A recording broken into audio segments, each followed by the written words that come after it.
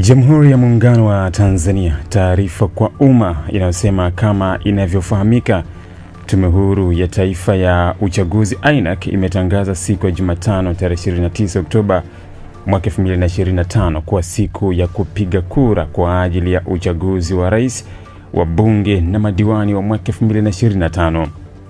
Aidha, kwa madhumuni ya kuwawezesha wananchi wenye sifa stahiki ukiwemo watumishi wa umma na wafanyakazi katika sekta binafsi kutumia haki yao ya kikatiba ya kupiga kura, Rais wa Jamhuri ya Muungano wa Tanzania Mheshimiwa Daktari Samia Suluhu Hassan, kwa kutumia mamlaka aliyonayo chini ya sheria ya sikukuu za kitaifa sura ya 35, ameidhinisha tarehe 29 Oktoba mwaka 2025 kuwa siku ya mapumziko. Imetolewa na Ofisi ya Katibu Mkuu Kiongozi Balozi Dr. Moses M. Kusiluka, Katibu Mkuu Kiongozi, Oktoba 24 mwaka 2025.